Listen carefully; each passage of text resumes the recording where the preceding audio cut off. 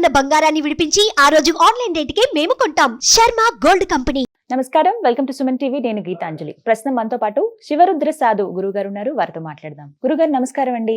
నమస్కారం. చెప్పమ్మా. కుటుంబంలో ఎవరైనా చనిపోతే మళ్ళీ వారు అదే కుటుంబంలో జన్మిస్తారా?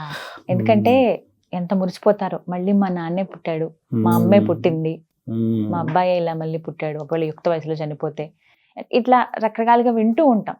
అని అది సాధ్యమా, నిజమా, అబద్ధమా? ఇది కేవలం మురిసిపోవడం వరకు మాత్రమేనా? వాస్తవం.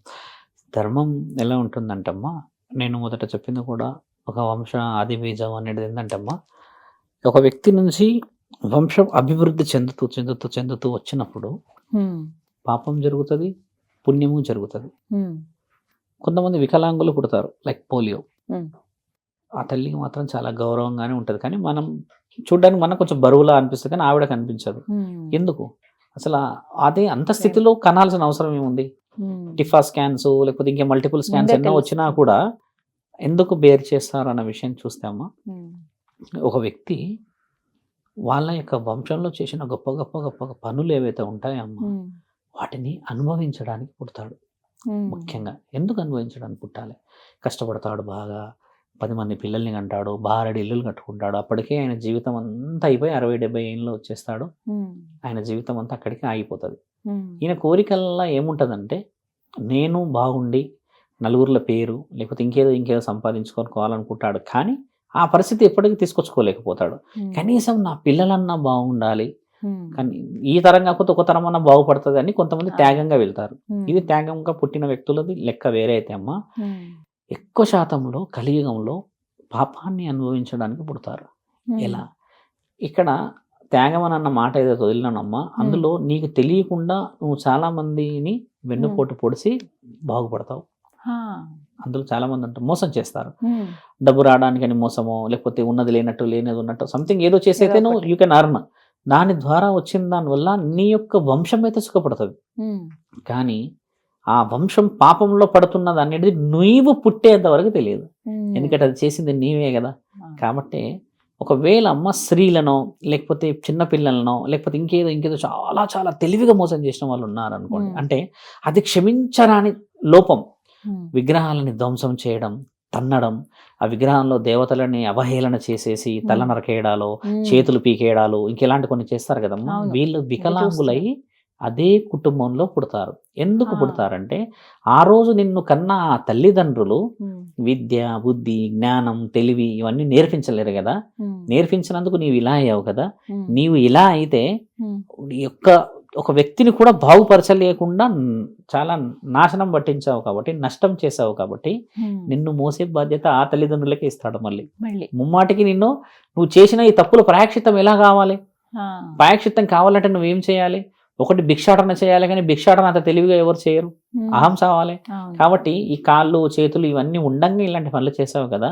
లేకుండా అమ్మ కేవలం ఈ కళ్ళతోనే మాత్రమే నీకు నరకయాతన చూపించగలగడం కేవలం దేవుళ్ళతోనే అవుతుంది.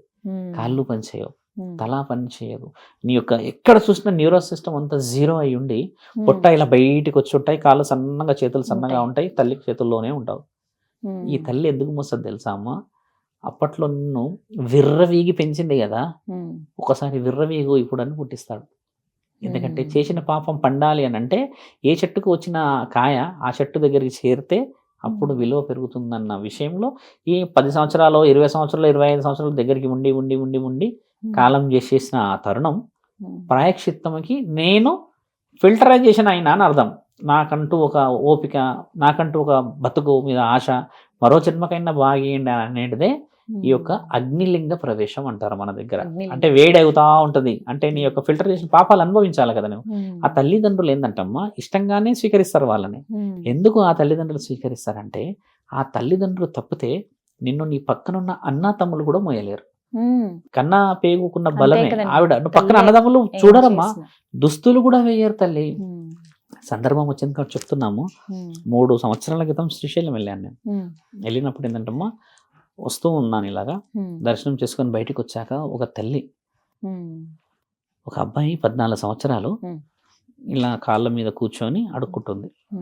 ఆయన తల ఇంతలా ఉందమ్మా, కళ్ళు ఇంత పెద్ద పెద్దగా ఉన్నాయి, ఈ మెడ నుంచి ఈ భాగం అంతా ఇంకా మొత్తం జీరో, ఇక మనిషి ఈ పొట్ట ఒకటే బయటకు ఉంది, ఎముకలన్నీ బయటకు వచ్చాయి, ఈ చేతులు సన్నగా ఉన్నాయి అంతే.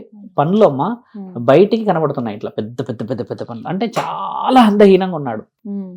ఎవరైనా ఏంది అని ఇట్లా మనం సహజంగా అయితే గమనిస్తాం. నేను ఒక సాధువుని కాబట్టి చూసుకుంటూ పోతుంటా కదమ్మా.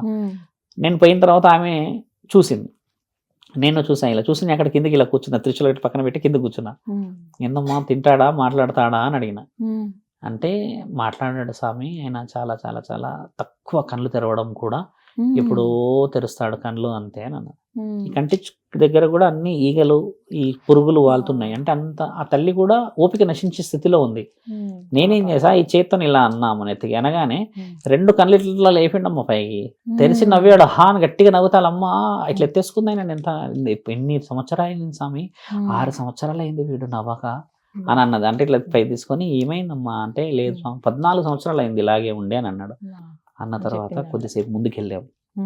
ముందుకెళ్ళి ఆ తల్లిని చూసి, ఆ తల్లి నా సైడ్ చూస్తుంది, ఆనందంగా చూసింది.